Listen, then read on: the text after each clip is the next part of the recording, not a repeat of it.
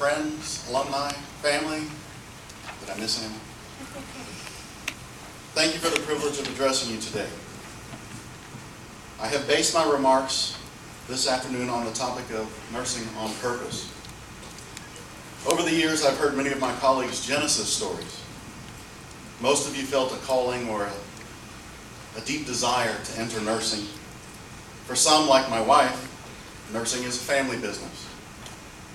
There are a few of you who are initially drawn to some other role in healthcare and transitioned over to nursing.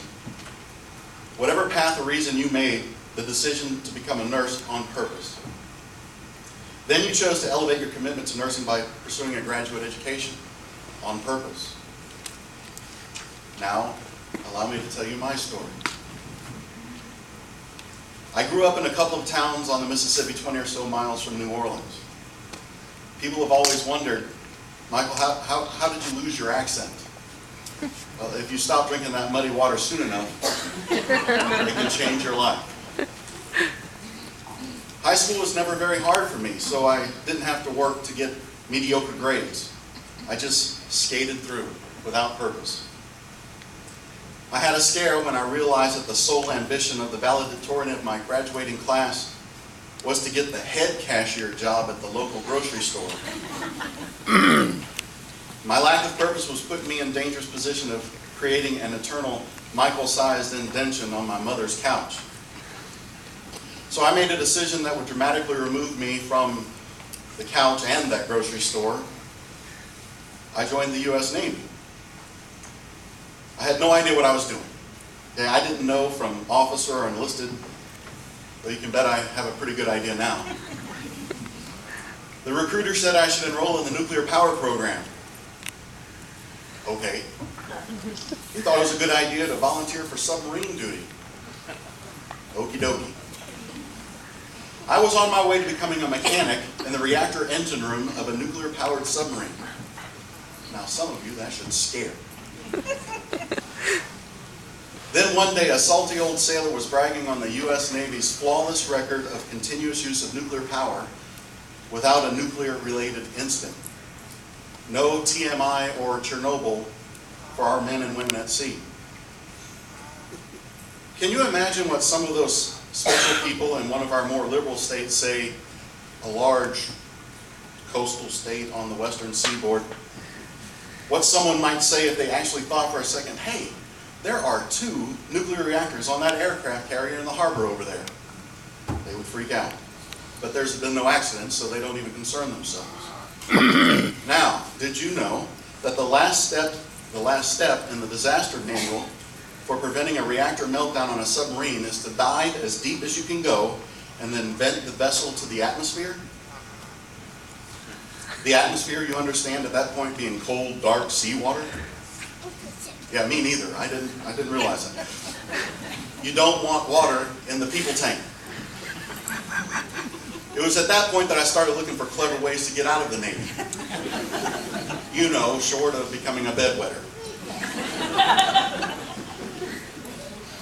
As it turns out, that's kind of hard to do. Then I thought, if I can't get out, maybe I could go up, vis-a-vis promotion. So I had decided to pursue an engineering degree through a ROTC scholarship. I would become an officer and get out of the engine room, perhaps even preserving my ability to one day have children that do not glow in the dark. The career counselor hosted an information session for ROTC hopefuls, and we were told about the paperwork, the required essay, and the fact that about half of us would be rejected because so many were applying. He broke the meeting, and most of the others had already left, when he suddenly remembered. Not only was the Navy Nurse Corps offering a ROTC scholarship for nursing, they were also accepting nearly every male applicant at the time. In an instant, I was faced with a 50% chance of becoming an engineer, or a 99.9% chance of becoming a nurse. Another instant later, well, you can see which application I picked up. Now, more than a year went by without a word about the scholarship. I graduated from the nuclear power program and had orders to the billfish. a fast-attack nuclear power submarine out of Charleston, South Carolina, the very name of which struck fear into the hearts of the enemy. It's the building. Before I shipped out, though, Marquette University called my mother to ask if I would consider spending my scholarship money pursuing nursing at their institution. She called me all crazy-like because she thought I was keeping a secret from her. And I was just as shocked because I had no idea that I had gotten the scholarship. Now, when I realized we were talking about Wisconsin, I politely declined Marquette and then sought my dear old Uncle Sam for the official word. Once again, I had no idea what I was doing. I didn't know from an LVN, an ADN, a BSN, though you can bet I have a pretty good idea now. I just applied to the University of South Carolina because it was on the list that was given to me, and it was close. I enrolled as a fighting Gamecock with an eye at retiring as a naval nurse.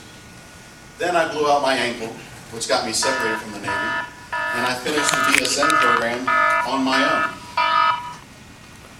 It wasn't me this time. I spent over 3 years in the Navy without ever seeing salt water in an official capacity. Successful naval career. I tried travel nursing, and as the saying goes, I got to Texas as soon as I could. I had been working at Arlington Memorial Hospital for 5 years, had 12 years of total experience when the director of Med-Surg and the director of professional practice told me I would make a good clinical nurse leader. I had no idea what I was doing. I didn't know from a CNL or a CNS, so you can bet I have a pretty good idea now. I never intended to go back to school for the time commitment, the expense, and the fact that I might actually have to choose a career path. Well, THR and TCU took care of all those concerns, and I have now converted my fighting Gamecock into a horned frog. Or, in other words, I was a brawling bird, but now I am an armored amphibian. The nature of the program here at TCU forced me to dig deep for introspection concerning my place in our profession and the role we are about to play in the evolution of our industry. I took a good, long, hard look at the proverbial man in the mirror, and I had an epiphany. I may have gotten into nursing by accident, but I've stayed in nursing because it wasn't an accident at all. The Master has led me all the way to my master's degree. But from now on, since my eyes are now open, my decisions and actions must and will be on purpose. And now, as far as nursing goes, I'm finally on par with my colleagues. Also, one need look no further than my lovely wife, my beautiful daughter, and my handsome son, or baby cakes, pumpkin pie bear, and monster truck.